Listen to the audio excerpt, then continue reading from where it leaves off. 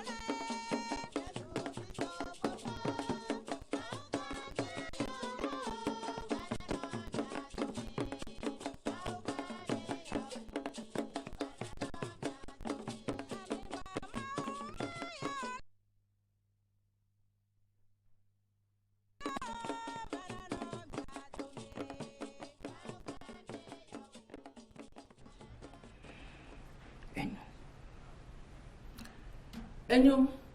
novi kristoto, mi dogbena nyadometo de siade. Mkwasebe miagboa kere,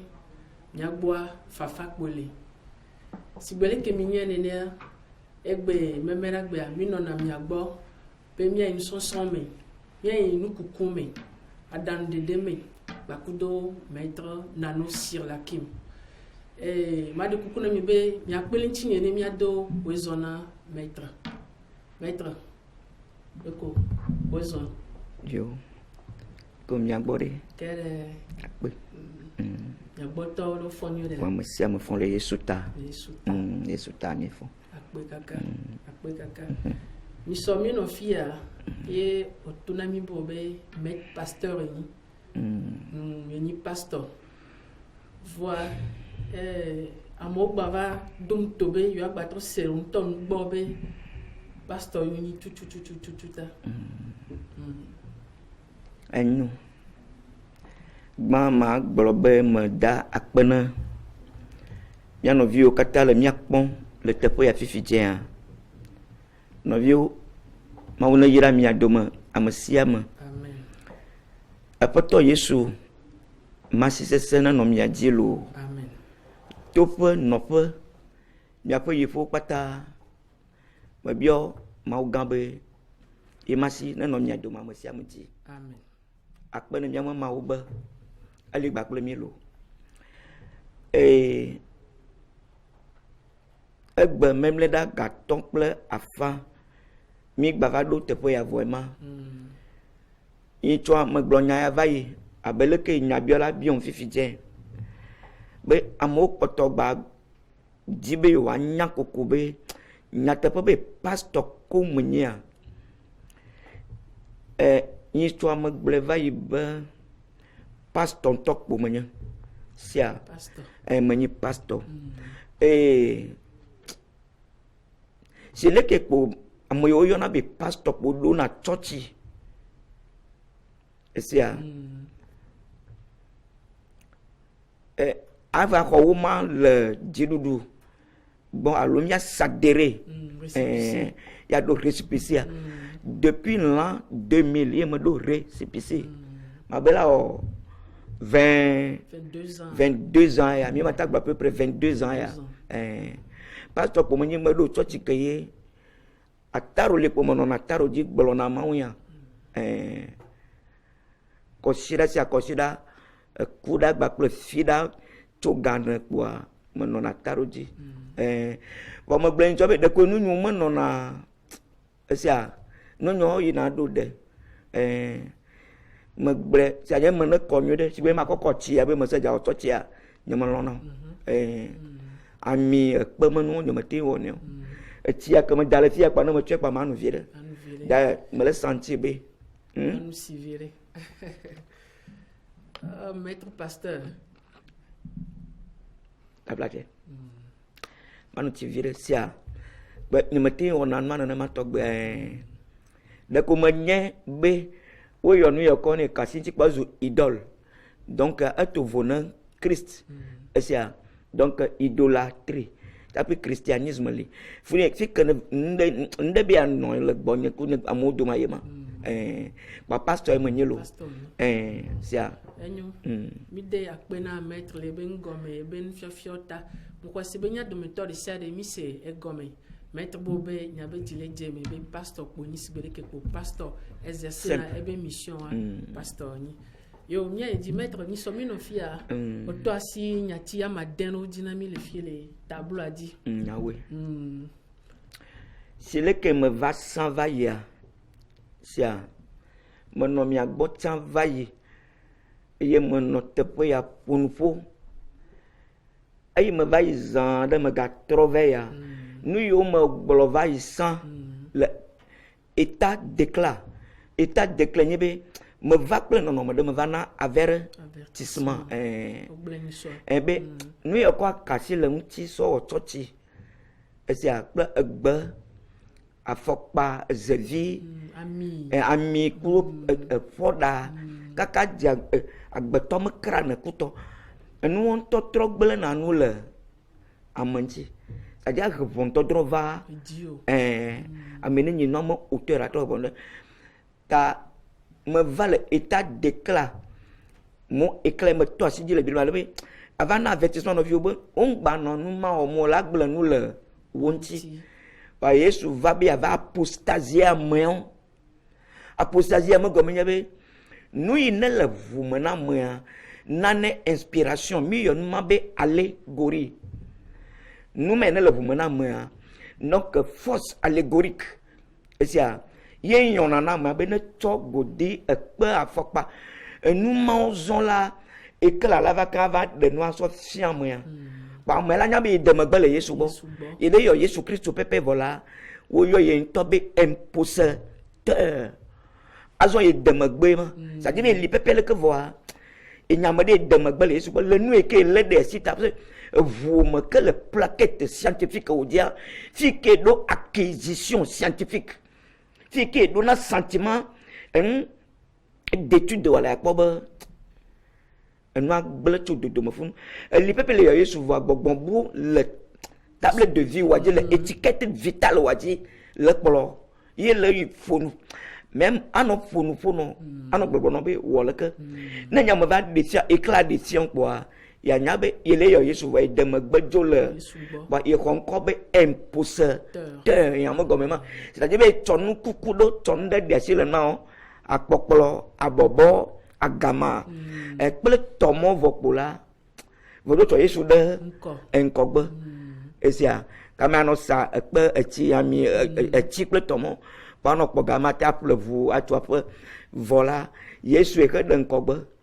bois il y avait comme nous moi que là il dem gbejo le bo nyama vana ka nyabe dem gbejo le Yesu bo me dit bien jo le church comme voir mais que Yesu mi melio esprit saint esprit de Jésus même que le dormo azon Yesu bo me nous il na la moi le noyon ya il y avait un noix jo le mami yobe impi ya va tuer et tout est menuma bogbom voni ya we tout est menuma bogbom va so tout est menuma vraiment de faire que dernier éclat et me révélation corporelle d'homme nyaema donc à donc il me va s'en va yaema et ya ti vovovo non me et me yo me de kuku i to anyati de kemi yo be unionisme ya verset me fausser vide ne nya so kan va verset que benya unionisme ya verset il est Ésaïe chapitre 10 c'est chapitre 11 oui. Chapitre 11 verset 12 oui. Ésaïe 11 verset 12 il y a unionisme le que va tsamwa pour le qui kan connaît voilà patros américain que ne le ngodo le écran dia amela va pour amon voix fono unionisme ke yo globe ma ube nanye bo bebe woma pour ma to tok le viol de kawa ya gblẽ nu no gbebe tɔkple vi ma wɔ ɖeka kpɔa ya va arrêter nu lo enu yi ke gblɔ le fu ne nye ma enyo ne yemeviwo mi gabi dzi do mi wonyi tsɔ verset ye nye ma gake egbetɔ kpoe ma gblɔ be miagba ayi ɖe dzi mi de akpenɔ maître akpenɔ akpetɔ lo gbaxle mi gbɔ va ŋgɔme sese me nenema ye kema mi va ɖo egbe maître enya ke le asi o na mi egbe le ko akpe miagblɔ be ɖe souvent ne me va me gblɔna be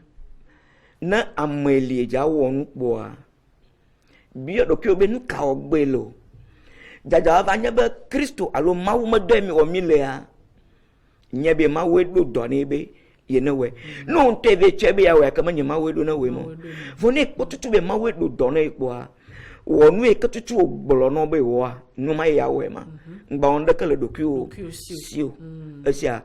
ye ŋutɔ va ŋutilãnu le anyigba dzi xɔ ŋkɔ be Yesu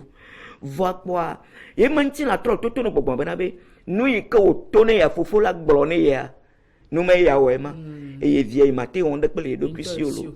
donc ke ye me va fie le wòtrɔ ya mi gba ke tanya va vɔ mi me tanya kpɔtɔ kokoko le unionisme ko nye be gbetɔ la wɔ ɖeka lo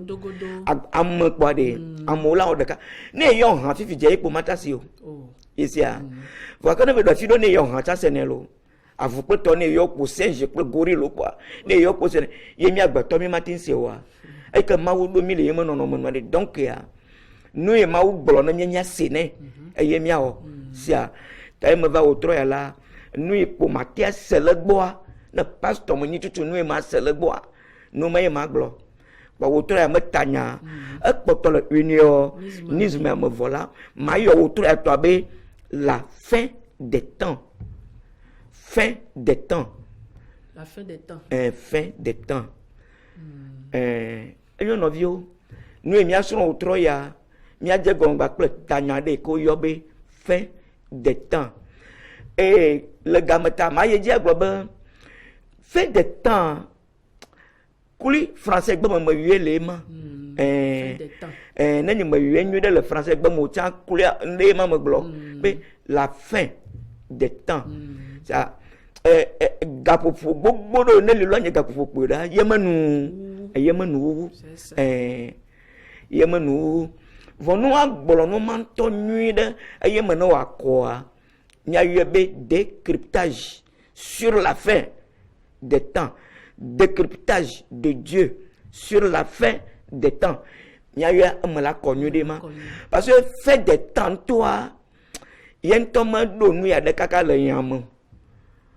mi kpɔa fin des temps de ko Mawu gblɔ bena be ne li kaka kpɔa nu ɖe li tsɔ da ɖi ƒea ya va ɖea to ya klo nu le nua dzi enua ŋutɔ nye nu ɖe li ne Mawu vɔ menye fin des temps ye li ne gblɔ lo o non eti se me ne da nyabiala ne ya nyua ɖe me bia tso nɔvi nyo gbɔ be la fin des temps que Bible gblɔa ete nye tsɔkɔsi ɖa gbe esia eti nye bra ɖa gbe lo alo fi ɖa gbe vɔ menyi tutu gblɔ lo etsɔ ɖewo la da ɖi be le temps ne li kaka ne gamea li kaka kpɔa ave aɖo ga ɖe mea nu ɖe ke tsɔ wo la da ɖi ƒea ya klo nu le ta menye game nye na temps ɖe ko menyi nye nɔ ko se le ko gbegbe fin des temps o menyi nye nɔ voix il y a un cachet de Dieu nous la là c'est-à-dire ben nous comme secret parasitique de Dieu na yema nyawla de kana futa na nyawla kata nous mieux be secrétissime divin le secrétissime de Dieu nous de kana ne wula nu kaka mata wula nu ma togbo veut dire be yen to mi me le pe o no vi no ma un to mi me le pe o gbogbon e bani si ka to no dari me la mo yan to po mu ye nu e ko dari ya apo ya fu no yo me secret be le secret le plus parasitique c'est que le parasitisme que agbe tomatin mais nous nous dire nos cas comme quoi non. Alors le parasitique ne tu apparaît théodolite il y a quoi c'est faux et ça mais il faut de analyse de psychanalyse analyse voyez quoi pour nous que c'est faux ça donc il y a un secrétissime et pas secret que fauta un secrétissime de Dieu un non vieux donc nous mais que nous là mais y gamme yo là be ala gbogbo be ye chonde ye wule dadi fi yesia ba gbogbo na be nous de le gbo que il est déjà de tout bon un projet ko ni bo nous ko ni bo que wo chele ke ko mi bo na projet oh projet ke azo nous ka ba le ja o na gamme be le yi ka vokwa il y avait de noir à tout et quoi gbogbo na be ye do noa dari pe chape va do ki kiam ani nous ma ye we dari pe nie me plan planifier nda dari pe et le ponda le ka po manu ala nya me ne yen to de ka que ne gam yo le yi ka ba ya re ka me to gam bo nu e ke ulama il est déjà au décryptage à décrypter noa nyati même y a décrypter alors décryptage ya au dévoilement elle ja ko nous les secret mais ko o do plan mais ko do ha va do ki kama anya ya dévoiler noa lo ya clo nous le dit nous et tout onia ya sofian agbeto lo mais ko ma globe fait de temps nous ya dès que de neli ka ma la va clo nous le dit ko il m'a vraiment elle va prononcer et nous novio fin de temps mi quoi le Daniel 12 verset 4 à 10 Daniel 12 verset 4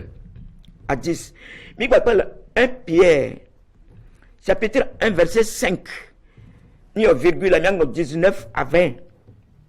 yema 1 Pierre chapitre 1 verset 5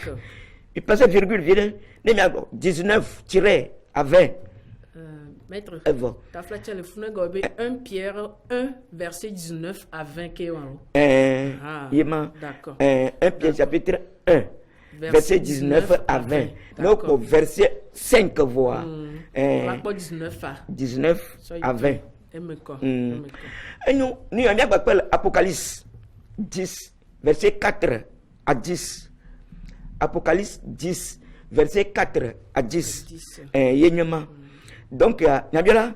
maître, ma globe fin de temps, yama, sia. Ma globe, non, non, ma globe, mi benabe. Non, mais fin de temps, mi globe, fin de temps. Quand je la globe, ao. Comment on les voit? Vont nous des maoula, depuis globe, les java, les atos. Le décryptage de son secret. Voyez, secret, les canons, les secrets, n'y a pas de ma sortie, a donné de gomme pour nous avec l'intio. T'as un secrétissime divin, secret le plus parasitique. C'est-à-dire, où matin que l'intio, il y a un top pour la blona mode barakabe, il est tourné à dans le fibé, mais il n'est pas quoi l'eau. Agnou, y'a là. Donc, autre ami a pour nous couler le cap pour moi, un tilo. Yo maître, m'idée à quoi? Si comme ni be fin de temps, mais gamme be nyale ke beni bobio. Mais n'y gamme yo. Temps le founois. Mais n'y noyo, mais n'y temps mais yo. Et ça concerne un secret divin, secret de Dieu. Un yende que le maouto ou la rafi va bloquer comme un gomme. Voit un lui d'aller pour venir mais qui va bloquer comme un voit. Nous et que n'y a les java de tozon. A Sofia mi agbetolo de ko mi egbe ku manu anyelo alo agbe manu ye gbenyi me anyo novio akpo na nyama mawo mako se be do mi be nya to kafu bubu ano nai na mi ado e deji ba maji be nya nyama gbegbe alo mi akpo veve sese mi akpo ku ba yen to wla nu wase de dade pe ta no vi pastor yan no pastor ntu amedi Yema, yimi le ma wo mo le ke no la yedo go mi ja de to agbetoji ye me gblo na na mi me gblo na nyanto ye me to na mi o chabe ma wo me tinto avasia Yesu Kristo me tinto e para jelo mo le fie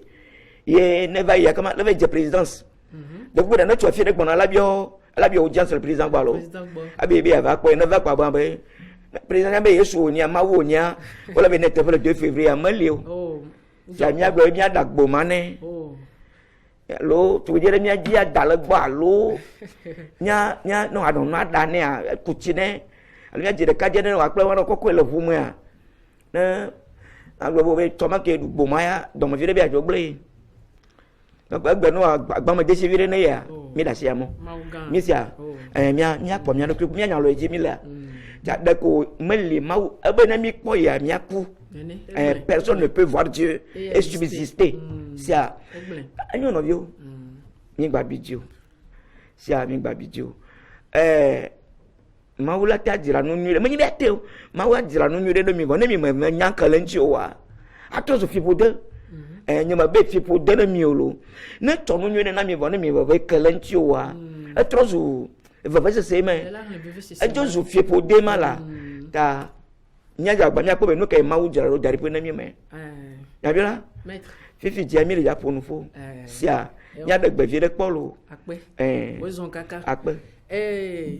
fin de temps ni secret que mawu so wula dare voir que ben mi le pom mawu mawu agbongbon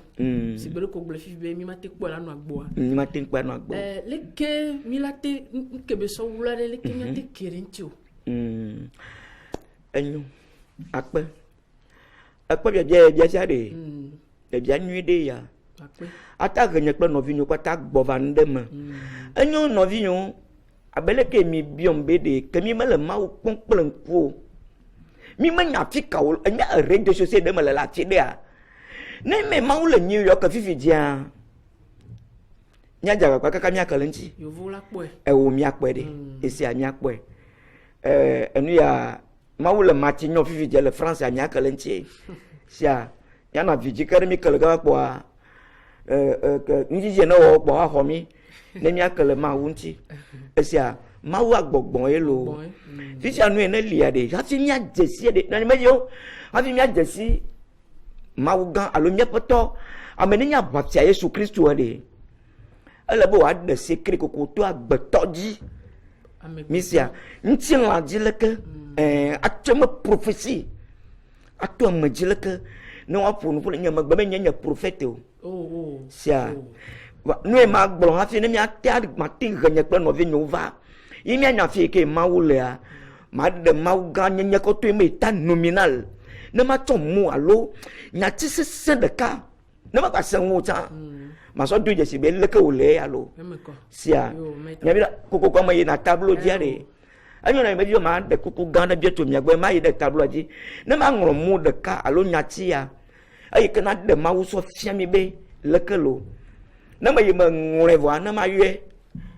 ngbona kan yo maître nyati ye ya leke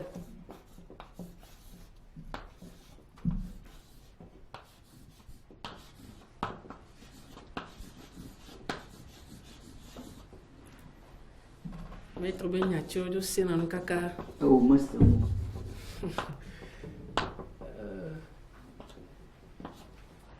anyo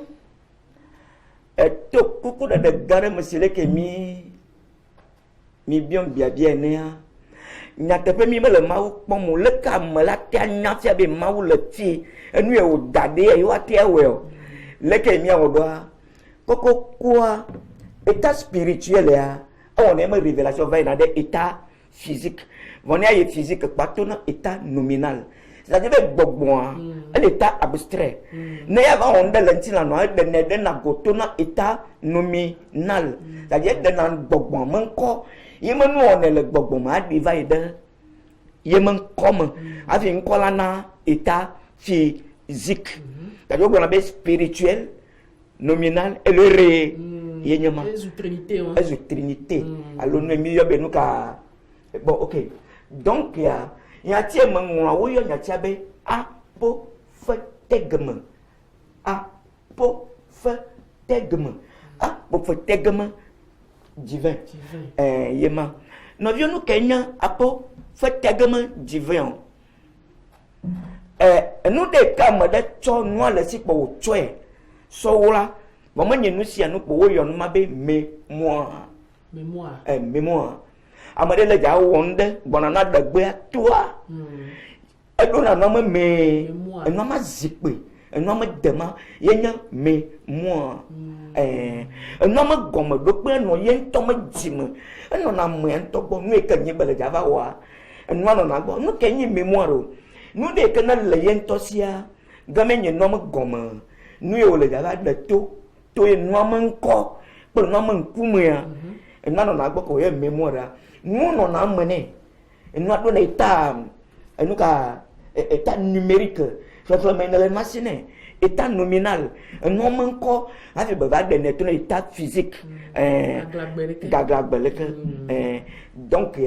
nous mais que dans la machine mémoire ma yena titrema o yonebe por apophategmatique yema donc amabli bon tok boa yema vokonya mau manula ya oui, me tient divin. Il m'a dit que ya. Ezo apofa tegama divin. Maugama me moi. Ratwa nyale ke no lea apofa tegama me yo akwa nyabe. Ndele jojo ma nu viviero. Alo nu vovo ele nai. Azwa. E mi atro le mawu ntibere. Leke o mi atatro. Enu e kene ni vovo se azu. Dijo. Ele bonda. Donc na medio. Nyatie kene ma chose do pele nyawawa nu ke na mawula dade po ya apof tegma divin me de kuma gbon na mi be nu nyo no na do de ita na me va da po nu po mi ne to écritoire de prendre l'écritoire et un papier elle nya no noter no mo yo le kia okoko la littérature mais ne sont pas au niveau pédagogique. Ou même l'étape pédagogique donc natie ya a pour faire tegma a pour faire tegma divin yema ile jana kan nya jesima ube a nu yo gbole bible amia ma we yata ewula nde dani nu e ko wula dare pe yema me moire si kenya kwa ma wule jana be me memoire nya kalechi o egbo me mi ma poye ano agbolo anyo na meju wo yira nya doma amasiama nyati vegoma ka chokle do enyobe yicha bani apofe tegma ya ya petit a même à petit b azon a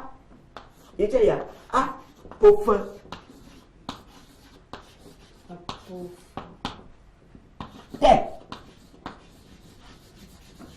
tegma di a pofe tegma divin mi trop ponyati vre nuit ne mi ko ma vre nuit dia apofe tegma dodo ma fia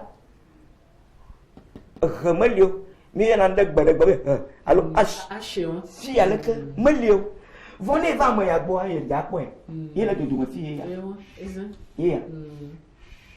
si o to volé ya ko tegma t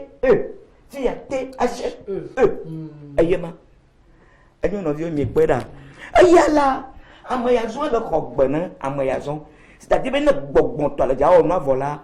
et le ja douime remplaçant quelqu'un qui va tenir son lieu sur la terre quelqu'un qui tient son lieu sa poste donc elle mi profia quoi asia un vovo toto vide le mani vide gbogbo de le t va t h donc amayani na notable corps notable na amayeleke c'est-à-dire ben maun tomatin tova lomo ene nya betu avone le medira de gbo benu eto pantalo kwa takpene sia voilà tout amadeji il y a une révélation corporelle ntila de di le ton ntila di leke donc ntila maye le ni apofo tegema dive voyez otona h t h e yetoni na t e via t h e ba yenye na yemenu table amade ko tona pato de guide de dena asine sele ko gbona be atikpolo misia auto na tiklo de na sina moya be ne nu ko gboro ne na wele ye mata nu ke ma we gboro na moya na wele te papa azu ma wo manu enyo na mi cho mo pa mi enyo po mi apelo wo yira mi lo donc mémoire à joint amoya de pas pour nous pour le mémoire anti-joint ya ouais quoi donc amoya ba tout amoya veut donner go ma le convention convention il on a cléson mais ya ka a peut-être me corrupt mais ya la kay na clé nous ka comment clé conventionnelle une clé scientifique ni na amoya acquis yema acquisition scientifique mais ya kay chone na nezo la vivi melo de alors melo latino yé ano yo gbone bene trele que des années 20 ans 30, 50 à 40 ans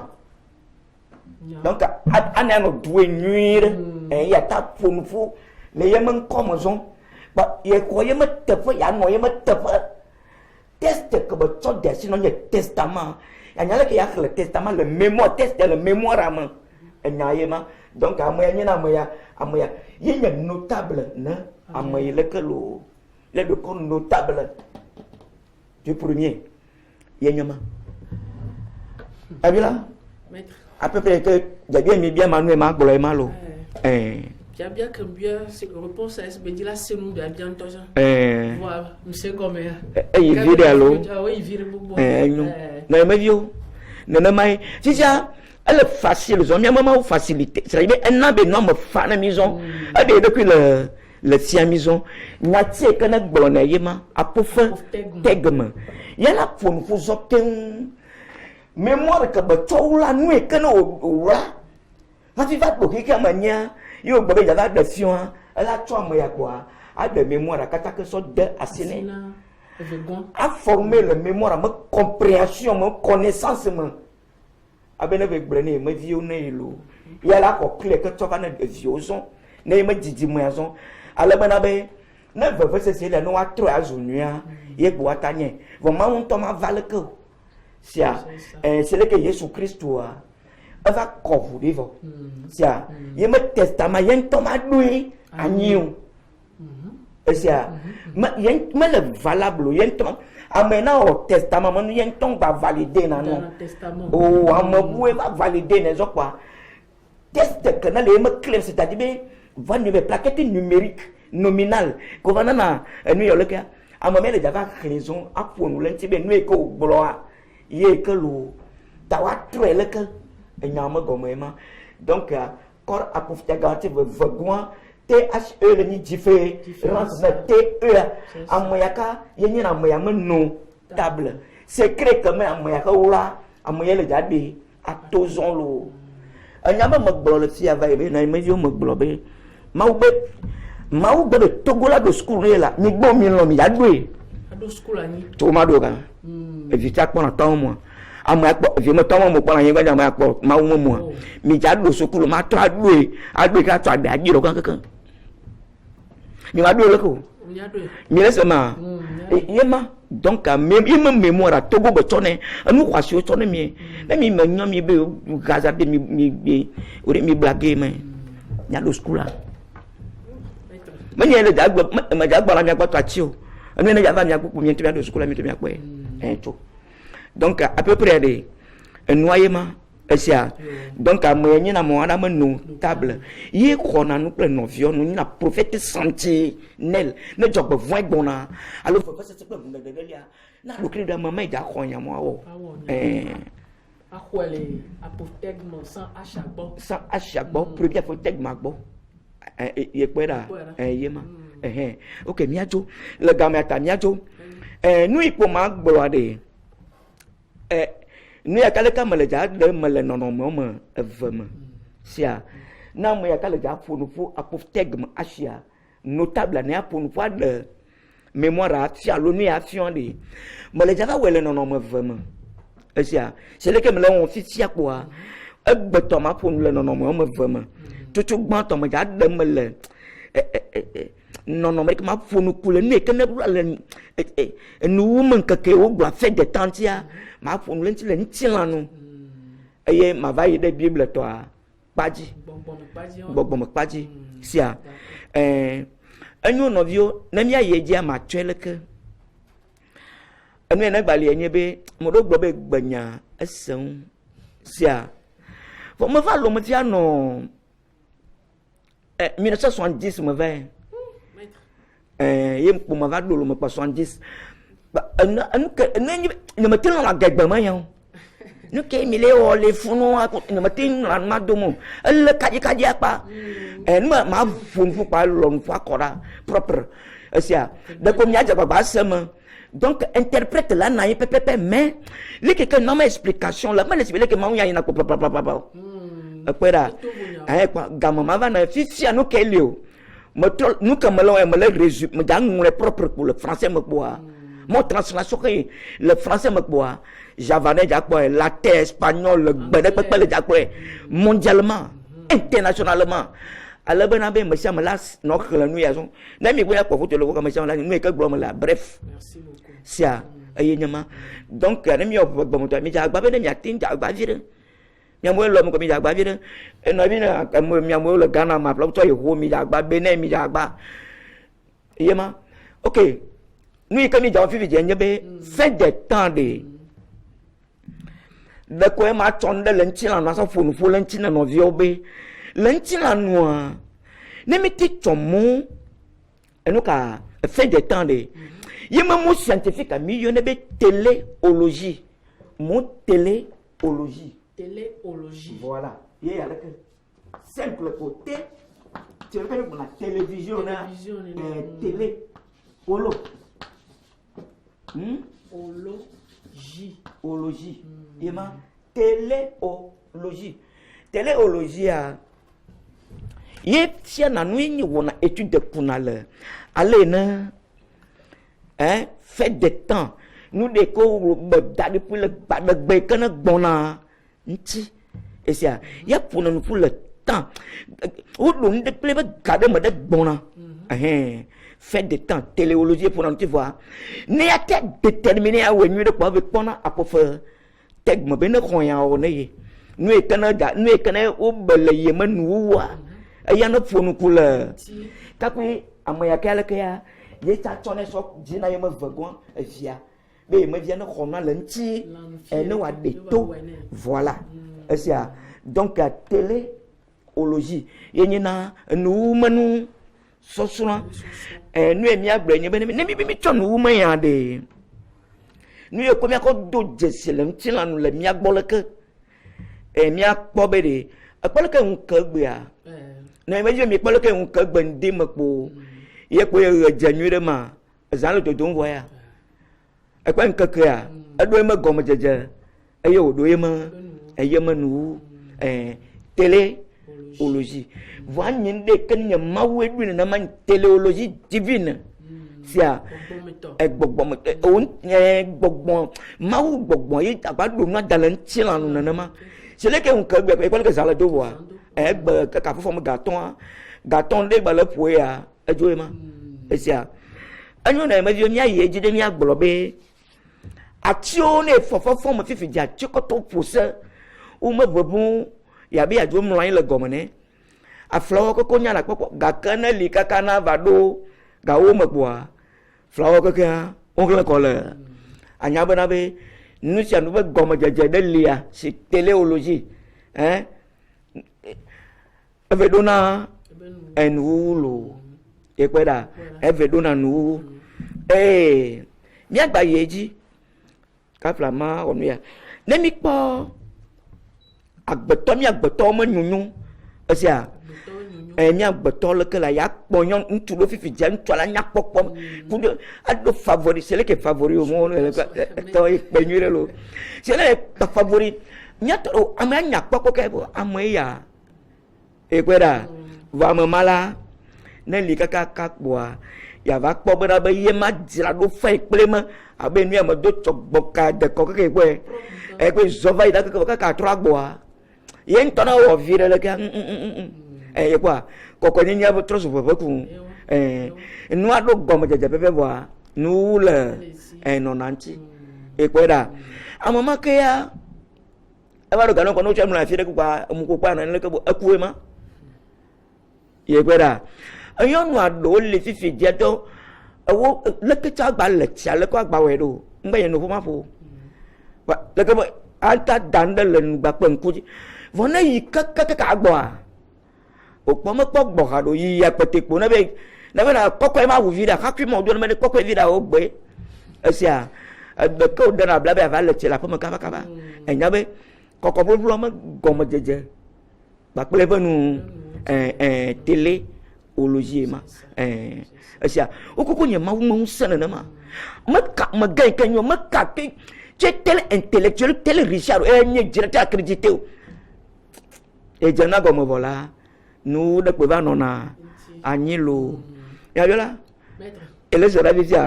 donc nyati téléologie tiara nous kunale nous danti esia yenyama nemi ba tuanya po fu no da fifi je be ya jivi intene wo mariage nyawa okusro ntu akpata lo fu avara bible bana be fu me na va via ma jigba via ma kugbe a e chale lo mi gba se vovo sia ayo na mebio na ne nu ole ma wodo nu ma so da gbe mariage kaka ma sia me kaka be nu kan ya no o ma vi ma kolo ta mo no wlu no ma kata no ya voilà so da gbe pe ma fu fo gbe le vi ji gbe le pa de vie que ma fu fo ma ku gbe ta le lo téléologie divine sia magba ko gabre magba glor ka pe woman no de pe akpo fia kaka am che kaka chi bare kaka ga do ga remo ya pe tro zu tito asi ai bible gbo bra be ya tro mo na va no kaso so mo gba pe ho tito akoko de ta mo no to ta na ma ke ho tito a tro zu na woman no ma donc nous ça me comme de bala gamu ali neke nous venons à Agnelo. Et nous, ma glole, téléologie, le nyati, le Bible, mais ya, pas grand toi, ma glole, yéma. Si a n'y a d'accord, n'a pas tolo. Et nous, nous, me tourner, parce que c'est un premier bé, non, les mains. Le que le pas nous devez nanaïlo. Ta ma ou toya le kia. Nous, et quand on t'a, ou la darifouya, yéma gamia, elle se soumet,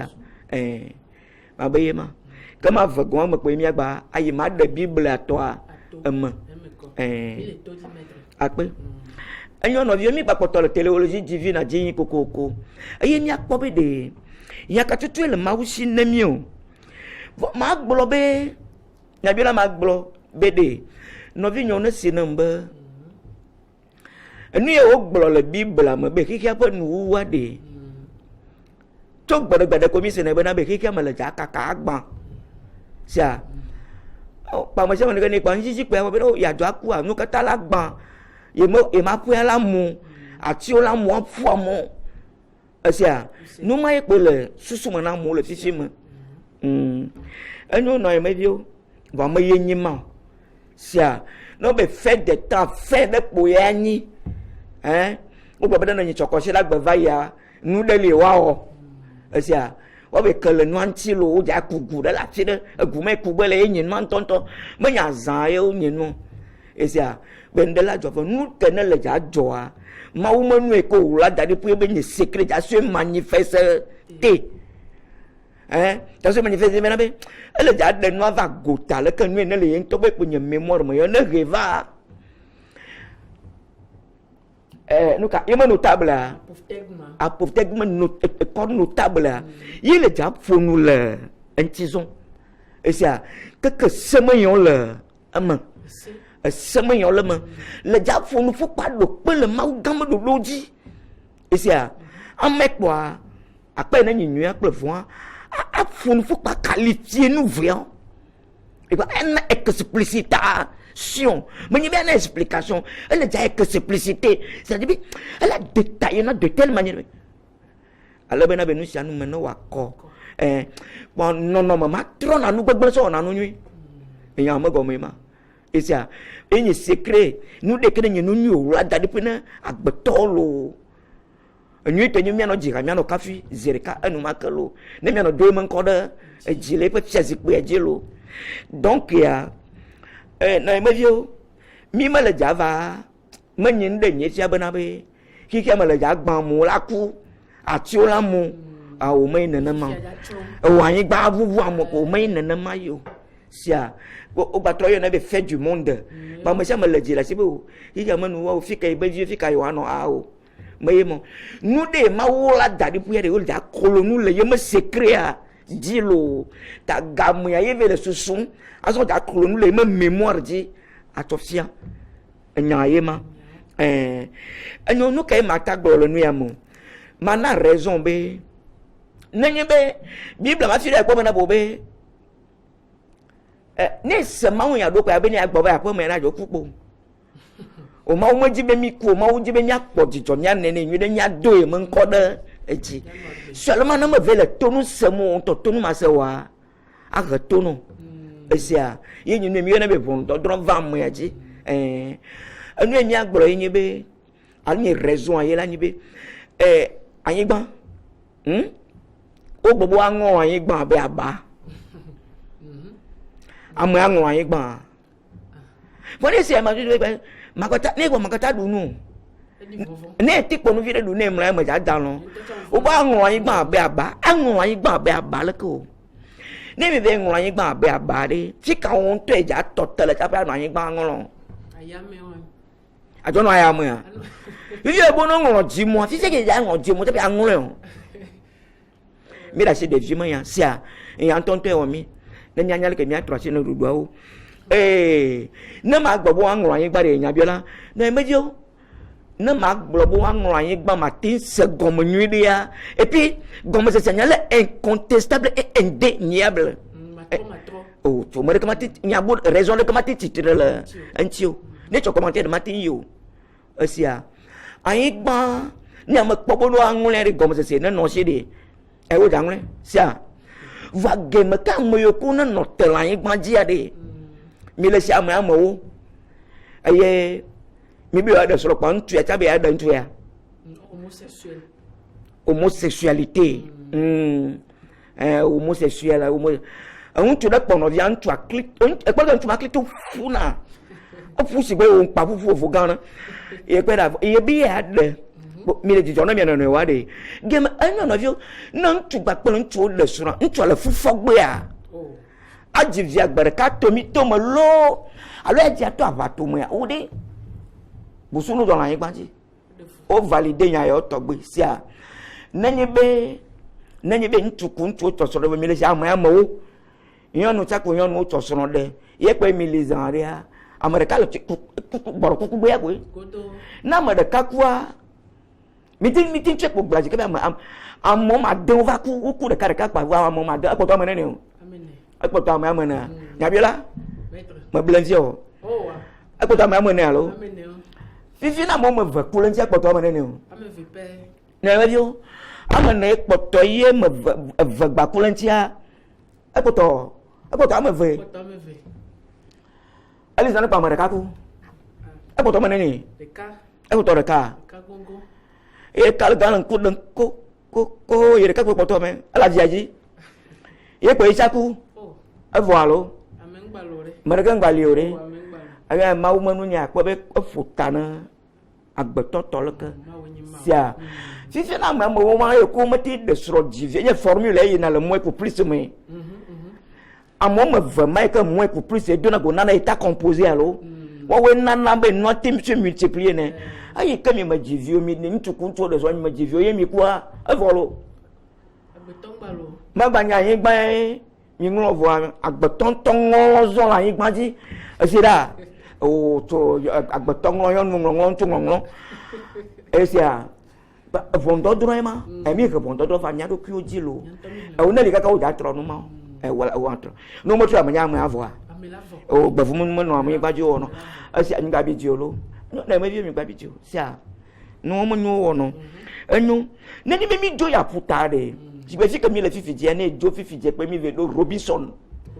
ne ve to si ma o pe ili ato pe le jiji to desa po a po ron po ma mo de du si mo le ke ira pa po Robinson ma hôtel de non non le funu e ko ina Robinson e ko funu a ne di Robinson meta ma vidéo ne avait do dam ka no ka me bagi dam a poison kaka du funu ya kwa ngomo ko do le tiama à 1 kilomètre d'intervalle ye ko ya enu ma gbo enye be ne mi va ngo afure o be do ngo afu ababa da si ama wa ngo afu le kama manye fune mi so ado evi papa la lo du na ma se bi nya won de ka nyinu tonto la le ko ala afu angle do ana me ke angle afu ave do ne do afu to ko da fo la fu te ka ma ne da fo la fu te ko zon fi ke tia la do ne se ding quoi si compte dans l'autre temps va non de que nous avons demandé mais de comment la fou de quand on la fou ababa mais quand la fou comment nyade ne il faut nous faire dire quoi à fois toi dans 50 ans 50 ans à fois que les java do kaka même la tosi ma mo funu ne me tu ta la ba do ka bo mo de to mo funu ya asi ha bo la to funu yesia le vodi ma fino ne le ko ne na pu le juan to le vodi to lui le ko ba la fu angle do non te ja kan ma gba ma ko an la fu ba na mata polu bele est-ce que ata angle ma fi ka on te ja no ja bon isa gama melio ya bien là ba bidiolo sia ma uma mémoire de elle ja ba dendema gom sia nu ne na ma mento le kan ma jo po von tu lo yo nu nya le ke me kpomo wan tu ni mi a tosoro de mi me television gbo sia e vi me tuna le mi to me na ntu ala ba to mo ge me ke mi me television mo mi ja vo ne ku ku ntam nye la ku ba sia we de gano na de vision of de gano na ma jo ko gbe ka ko che ba ku bo mi vo e ma lo mi ngoro mi ado ku aba ba na ga ma mi ngoro mi ado ku aba fu na sia nya do to ma gbe mi onu ni mi gba po ngoro lo amen. Mene. Maître. Esia. Enyo no emevio mi gba bidio. Le ke po yan tepo la mia agloya. Vo ne mo gbe mo to yan tepo mi ve ko mo po be de. Le ko ta ngro yin gba do me. Enyo. Bo mo glo bana be ki ka mo le ja gba kakao. O ba yin gba la wo amula ku kankan. Ma wo do mi be mia na gbe ne mia do e mo nko de eti. E po mo le funu fo a. Mo apofo tegama. Jiven ti ele ka. Ye gba amu ya leke me mémoire nous ko ba wala dari prima na ki ko to na bi nya pastor be de nu ke ma wala de nya me do chine wa azu busu ya de ala pon ka be de nu ke nu e onya mala nya se go me ya bo ma wala pon ble na nya de me mémoire a sofia bon e de fia ale bo acheto apof tegama tik c'est apof tegama va ma ba différence ya t e ya fia ni t h e donc apoptégement divin amene nya maudama notable amo a tot testament teste a diesina il est déjà de test à plaquette à dans prison c'est-à-dire alors nous sommes tia akolo obena va nous sommes que les pogni nous le da bolokata a sofia lo sia na yesu christ on temps baba kwa oye playa yo te do bola le be amana wa expliquer me testament ne ko wula gari puya ele bia enala do me dévoilement décryptage nyabela akpelo enu de ko maga globe nu e ko dade ai attention manifester e ko mi akpomona sia nu am se manifester nye mémoire wa pour le tiatre nu ka banyime voilà ja pour le tiatre mana blonde no vi nyobe mau menyi agbetoma ni ala ko nu le jong do no ye menyu de game ko nu ame bia fun fukboa ne nya yin menyu de cha na to ya de gbogbolo sia ko manya mo na game ko nu do be da be nu ala ko nu ke no voye do la selo enu do la se sia ka no bono ma savoa mo na nyu do mau lu bro mi anyu donc anu eko atofia mi anya wela akogbe lo kama nu eko ma gbo so wu nyanya nu zo eye nyabe epo nu kamele yo le fi abe enka notable amene ni notable le fi a mémoire que nya mau to ye notable a khoa ye be so octroyer notable la pour nous lentia le ke be mémoire ye ko mi gba yo be oracle esia oracle menye oracle ke ne le xixia me yo mawu me tɔ le bible me Hébreu 12 verset 29 wala va pour nous le ke be ma oracle nti eyema donc ma gblɔ ne nɔvi nyo be yi tsɔe gbɔna me le dzava ƒo nu le mémoire ŋuti lo sia ma tɔ asi mémoire vɔ ne ma ƒo nu le ŋutia me le dza wɔe le nɔnɔme ve me yi tsɔe ne gbɔna aleke ne xixia me tɔ ale yi ke mawu be le dza ɖe dzo ne nye me gblẽ nyi ɖo si be xixia me tɔ ma va ƒo nu le ŋuti ne woakpɔe be ɖe ye le dza yi dzi lo esia mémoire ke mawu zana tsã ebe ya ɖe dzo ne mi va me va expliquer tso akpɔe be ɖe ye le nyuitɔ wa yi dzi lo alo me ye o me kana ne ma enyo alo me ye jadi ne me nyuitɔ wa wa kpɔe sia nyanya wa jagbe ye nyui alo gbegblẽ ça me dit sur prochain mi va de Yesu tɔa bible me tɔa me gɔme yo akpɔ ke ekame mi akpɔ agbe le ati ekame mi akpɔ ŋuti fafa le ekame adatia adzolo ekame enukoko be ŋuti fafa ava ne mi ma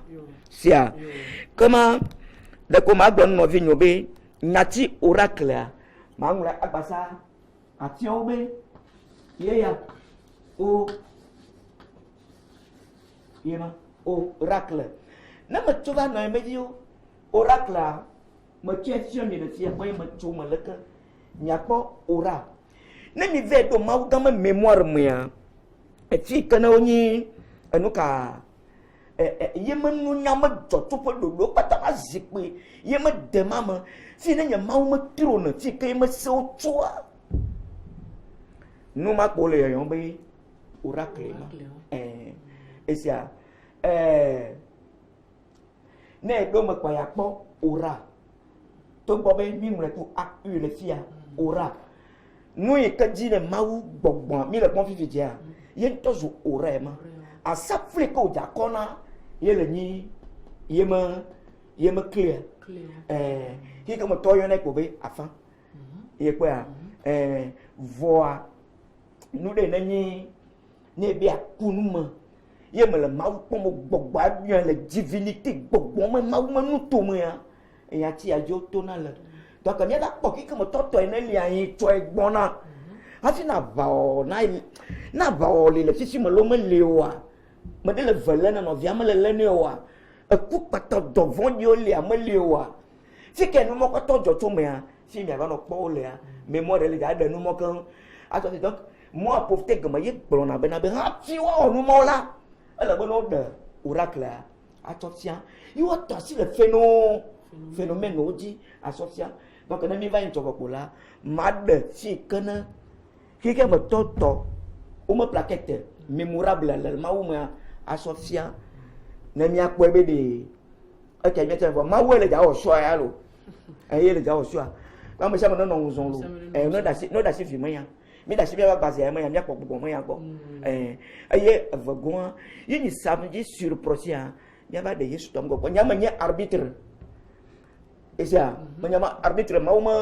me nyo apofite gema ame ya be eya nye arbitre kpekula le mawu me plaquette dzi le emɔe ko prise dome eku kple agbe dome ne ya va ƒo ŋku vɔ kɔ ayi ke woatsã le me ya kple me puissance wo me nuko me dza déverser ya esia donc ya le comment na conseil bo on no ŋu zɔn me sia me no ŋu zɔn lo enua ma gblɔ be base ya me nu ya ye kpe gba nyi c'est le que mi gblɔ be base 2 théologique donc ma yɔ tso nɔviɔ gbɔ be wo ŋgbaŋlɔ bo ɖokui o gaɖe me le ɖoɖo lo sia mawu la ɖe ye menua ato yɔ nu sia nu le kle me na proprement be woase ne apofite gemea ye ya ma ou dans moi me déco a tu me secret que Sophia a pour tégalement divin TSE il y a une différence c'est TE alors ben nous que nous y a le mémoire fait des temps gamé ko nya gamé a do di won nous ko là elle est dans le sien vraiment le nom est ni oracle un malve mais les a pour nous là un petit ni soit bona qui comme toto alo vous pas dire me jagble on pas me ni vous non me nyam nous y bon matin nyam différence na riku ye bodo mo eh de toi nous a pas ko wa chan vo ma we le ja chan e to ko ja gboro alo bakle ye ma vivi c'est ce que va faire c'est vide non me ni vire gbogbo ya le ka lo do alo anyo na me dio me da akpe be otre ni bakle mi ba va do gbogbo de akpe lo e kenya dira do ko be ni soa me sia me na kasi no via be si la kimbe ya fonu fuso kule ma wo manu danti ma ba wule do mi o ne mo ko ma wule ma nyobe nu kana le me nyobe tikene ma wo enyi be ma wo egbule kwa nya be ya no prudent ya no prudent lo yo evo maître o ira mi do ma mesiama yo akpe kaka mi ta pe na maître le ben fia fiota ngo sebe ya do mentor isare nyi to chan le me ni do to maître be nya ko be gbron ele nya be gamé e jota so même na gba maître nya gba dogo le fils be gaton ko fa quoi esia 17h30 17h30 voilà gamin tiens be ma pour le oracle anti là et ya penye nuka base de données sata baba allo base de données divines mu da pour nous lenti so ma ma sata na kpaje là base de données ko ba nyinu ya esia base de données les quelques formules on a me dit la noa na va c'est les ku elia nu kele ku to po nu ya mo da nya le ma wu da de fi le ke wa tredo na nti fa falava manyi na ma na go be gbolo yo evo enyo ne nyagomem amerem se nyagomoa minate yo maître ne miate kunu gomme gbogbo le 90 51 84 07 mi yo pa mi la kere maître nti YouTube YouTuber e bi di la se ek bebe mission ko ko mi yo va ya nya YouTube di pa mi apo nano sur la kim alo mi apo matigoli zibabe pa mi la kere enti ke ma mi ablobe maître meme la gbe on même la gbe mi dogo le tepo ya le gaton ko afan lo nous et Mao Blona à protège mon deuxième application. Elle est à trop de nous. Sia. On a avait Maulo. On a avait Maulo. Amasa on a avait Maulo. Mauricalo. Akbe kaka. Mau gali ne kunya domitor de siade. Et même la gbe. Bye bye. Bye. Retrouvez-nous dans l'interview de l'unionisme chaque samedi à partir de 17h30 avec notre invité, maître pasteur Sir Lakim Nano.